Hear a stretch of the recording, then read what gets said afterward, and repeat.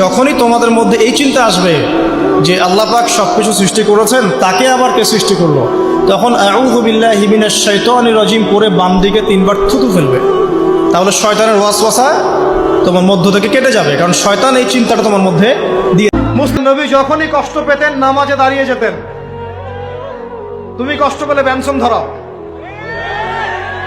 যখনই নবী কষ্ট পেতেন, তার কষ্ট মনে হতো, খারাপ লাগতো, কোনো কিছু উদ্বিগ্ন চিন্তিত হতেন, তিনি ওযু করে নামাজে দাঁড়াতেন আল্লাহু আকবার বলে। আপনার জীবনে যদি কোনো নেক আমল থেকে থাকে, যে নেক আমলগুলো আপনি আল্লাহর সন্তুষ্টির জন্য করেছেন, আমি আজকের মাহফিল আল্লাহর নামে একটা কসম কেটে বলে যাই, ওয়াল্লাহি আল্লাহর কসম করে আমি আপনাদের বলছি, আপনার জীবনের এমন কোন নেক আমল যদি থাকে যে আমলটা শুধুমাত্র কেবলমাত্র আপনি আল্লাহকে খুশি করার জন্য করেছিলেন, ওই নেক আমলের ওসিলা দিয়ে দোয়া করতে দেরি হবে, দোয়া কবুল হতে দেরি হবে। বিশ্বাস হয়? সন্দেহ লাগছে না? আপনার হায়াতটাকে মূল্যায়ন করেন। আজকে তওবা করে ফিরে আসেন, 5 ওয়াক্ত নামাজি হয়ে যান, সিরিয়াস হন, জীবনটার ব্যাপারে সিরিয়াস হন। জীবনটা কিন্তু হেলায় খেলার বিষয় না। একবার চলে গেলে, একবার মৌত হয়ে গেলে কান্নাকাটি কোটি কোটি বছর করলে আল্লাহ পাক আর দ্বিতীয়বার পৃথিবীতে ফিরাই দিবেন। যার মনের মধ্যে আল্লাহ পাক হেদায়েত দিবেন, সে সত্যের পথে চলে আসবে ইনশাআল্লাহ। যাকে আল্লাহ পাক হেদায়েত দিবেন না, তাকে আপনি হাজার দিন বোঝালেও সে সত্য গ্রহণ করবে না। অতএব ফাযাক্কির ইন্নামা আনতা মুযাক্কির, আল্লাহ পাক বলেছেন তুমি উপদেশ দাও, তুমি শুধু উপদেশ দাতা মাত্র। লাস্তা আলাইহিম বিমুসাইতির, তুমি কারো প্রতি দারোগা নও, কাউকে চাপিয়ে দিতে পারবে না। যে আল্লাহকে ভয় করে সে অচিরেই কিন্তু উপদেশ গ্রহণ করবে। যে পিতার হাত ধরে সে হাঁটা শিখেছে, শেষ বয়সে ওই পিতার লাঠি সে হতে পারে নাই। যে মা প্রসব বেদনা সহ্য করে তাকে জন্ম দিয়েছে, সেই মায়ের বুকে গুলি চালাতে এখন সন্তানের হাত কাঁপছে না। কিয়ামতের আর কোন নিদর্শনের জন্য আমরা অপেক্ষা করে বসে আছি? সত্যিকারের ভালোবাসা মানে হচ্ছে দায়িত্ব, রেসপন্সিবিলিটি, বিশ্বাস।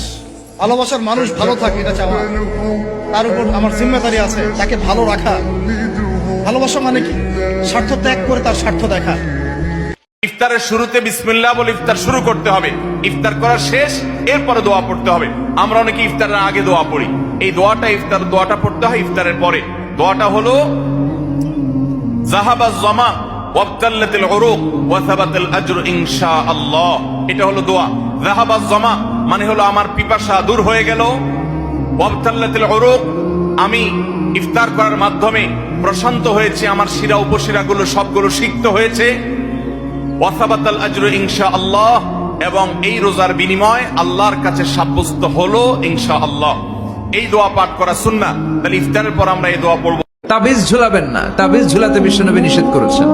যে তাবিজ ঝুলায় আল্লাহ তাআলা ওই তাবিজের উপর তাকে ন্যস্ত করে দেয় আর বলে আমার রহমত তোর থেকে তুলে নিলাম, দেখি তোরে কে বাঁচায়।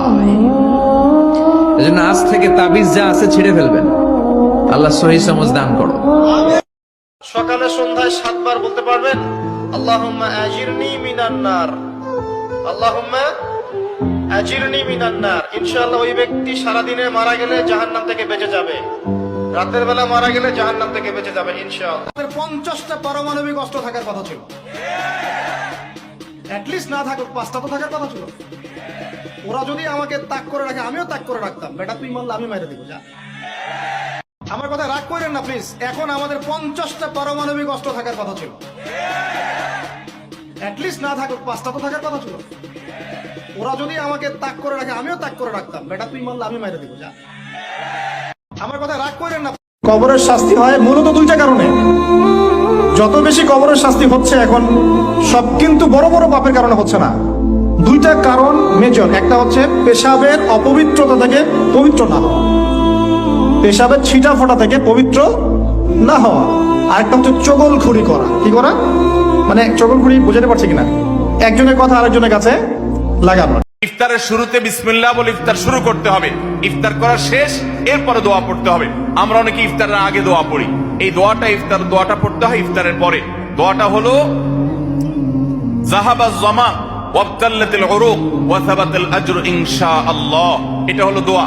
যাহাবাজ জামা মানে হলো আমার পিপাসা দূর হয়ে গেল, ওয়াবতাল্লাতিল উরুক আমি ইফতার করার মাধ্যমে প্রশান্ত হয়েছে, আমার শিরা উপশিরাগুলো সবগুলো সিক্ত হয়েছে, ওয়াসাবাতাল আজরু ইনশাআল্লাহ, এবং এই রোজার বিনিময় আল্লাহর কাছে সাব্যস্ত হলো ইনশাআল্লাহ। এই দোয়া পাঠ করা সুন্নাহ। তাহলে ইফতারের পর আমরা এই দোয়া পড়ব। এই হাদিসটা আপনার মাকে বলবেন, আপনার বোনকে বলবেন, আপনার মেয়েকে বলবেন, আপনার স্ত্রীকে বলবেন। এই হাদিসটা যদি কারো হৃদয়ের মধ্যে গেঁথে যেতে পারে, তার দ্বারা অন্যায় করা সম্ভব না। একটু এই কথাটা না বললে জাস্টিস হবে না। রাসূল সাল্লাল্লাহু আলাইহি ওয়াসাল্লাম মেরাজে গিয়েছিলেন, আপনারা জানেন। তিনি মেরাজের রাতে অনেক অলৌকিক জিনিস দেখেছেন, নবীদের সাথে সাক্ষাৎ করেছেন, ইভেন আল্লাহর সাথে কথা বলেছেন, আল্লাহর নূর দেখেছেন। এই সময় সবাই তাকে হাসি মুখে সম্বর্ধনা জানিয়েছিল। যার সাথেই দেখা হয়েছে তার সাথেই তিনি হাসি মুখে অভ্যর্থনা তাকে জানিয়েছে, আসসালামু আলাইকা আইয়ুহান নবী, সবাই বলেছে হাসি মুখে।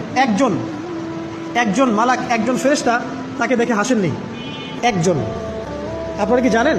রাসূল সাল্লাল্লাহু আলাইহি ওয়াসাল্লাম অবাক হয়েছিলেন। তিনি বলেছিলেন যে ইয়া জিবরিল, ওর চেহারাটা এত গম্ভীর কেন, সে আমাকে দেখে হাসছে না কেন, তার মুখে হাসি নাই কেন? জিবরিল আমিন বলেছেন যে তার নাম মালিক, তার নাম মালিক, সূরা যুখরুফের মধ্যে আছে, তার নাম মালিক। যেদিন থেকে আল্লাহ জাহান্নাম সৃষ্টি করেছেন সেদিন থেকে তাকে জাহান্নামের দায়িত্ব দিয়েছেন, অর্থাৎ জাহান্নামের হেড অফ ডিপার্টমেন্ট, ইনচার্জ। সেদিন থেকে তার মুখের হাসি উঠে গেছে। আমরা দোয়া করি আমরা যেন তার সাক্ষাৎ না পাই। তার কাছে পারমিশন নিয়ে রাসূল সাল্লাল্লাহু আলাইহি ওয়াসাল্লাম জাহান্নামের দিকে তাকিয়েছিলেন, ভিতরে দেখেছেন কি আছে। তিনি পরে যা ব্যাখ্যা করেছেন তা হলো, আমি দেখলাম সেখানে খালি মেয়ে আর সেখানে খালি নারী আর নারী। এই হাদিসটা আপনার মাকে বলবেন, আপনার বোনকে বলবেন, আপনার মেয়েকে বলবেন, আপনার স্ত্রীকে বলবেন। এই হাদিসটা যদি কারো হৃদয়ের মধ্যে গেঁথে যেতে পারে, তার দ্বারা অন্যায় করা সম্ভব না। কিভাবে একটা মেয়ে সবকিছু উন্মুক্ত করে ঘুরতে পারে যখন অলরেডি তার আত্মা জাহান্নামে জ্বলছে?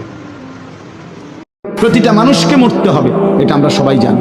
কুল্লু নাফসিন যায়িকাতুল মাউত, সমস্ত আত্মা, সমস্ত প্রাণ, আল্লাহ তাআলা বলেন মৃত্যুর স্বাদ গ্রহণ করবে, মৃত্যুর স্বাদ গ্রহণ।